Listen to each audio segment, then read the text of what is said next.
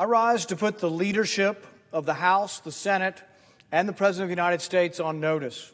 I will not consent to any expedited passage of any spending bill that provides any more American aid to Ukraine. It's as if no one has noticed that we have no extra money to send to Ukraine. Our deficit this year will exceed $1.5 trillion. Borrowing money from China to send it to Ukraine makes no sense. It's not as if we have some sort of rainy day fund sitting around, trillions of dollars in a pot of money, and we're just going to send that to Ukraine. We're going to borrow it. When we borrow it and create new money to pay for that borrowing, we create the inflation that is plaguing our economy. Since the beginning of Russia's war in Ukraine, the American taxpayers provided Ukraine with $113 billion. Over the 583 days of war, between February 24, 2022 and the end of the month, that averages $6.8 billion per month, or $223 million per day. There's a lot of things that we need to fix in our country before we borrow money to try to perpetuate a war in another country.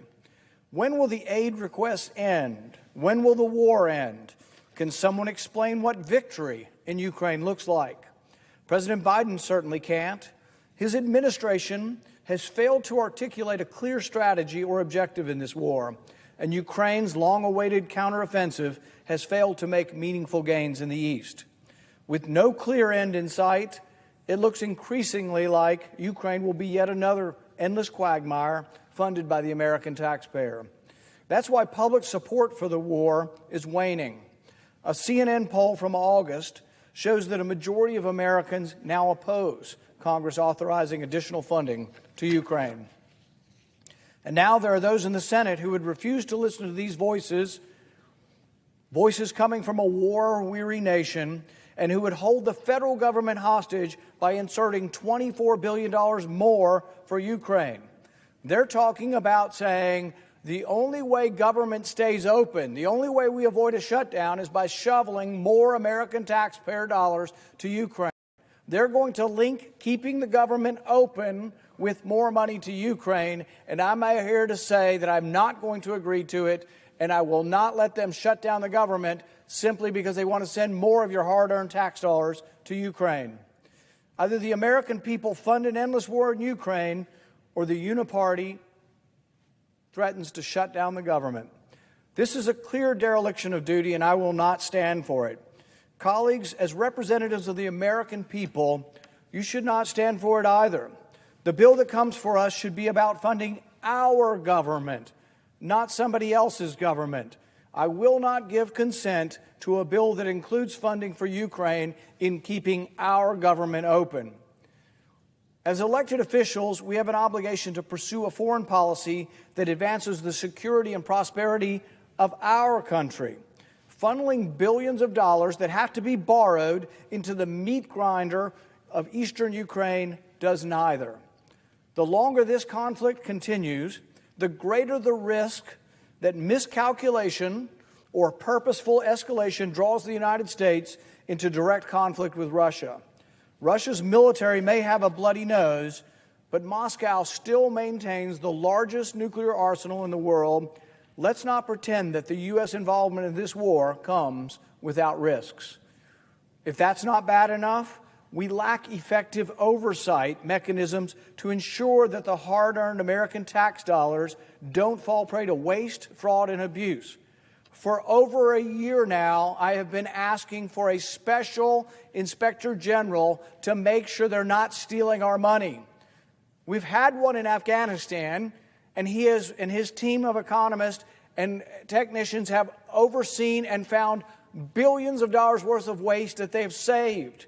We need the same thing in Ukraine, a special inspector general to make sure they're not stealing our money. When that has come before a vote in the Senate, the majority party in here says, no, we just want to spend the money. We don't care. Some Republicans have gone along with this as well, and they have voted against an inspector general. It is a terrible abuse of our spending authority to spend money overseas in a war and not make sure that they're not stealing it. So in addition to the colossal cost of the war, we end up paying a corruption tax. Ukraine is one of the most corrupt countries on the planet, maybe second only to Russia. Corruption runs deep in Ukraine, and there's plenty of evidence that it has run rampant since Russia's invasion. As President Zelensky landed in New York earlier this week, we learned that corruption concerns in Ukraine's Ministry of Defense resulted in the firing of 6 deputy defense ministers. This comes 2 weeks after the firing of Defense Minister Oleksiy Reznikov, who was removed after it was discovered that the Ministry of Defense had mishandled military contracts.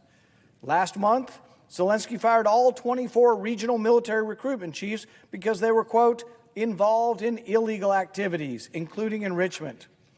Last October, we learned that U.S. shipment of grenade launchers, machine guns, rifles, bulletproof vests, and thousands of rounds of ammunition were ending up in the hands of criminal gangs and weapons traffickers posing as humanitarian organizations. And what did the Senate do?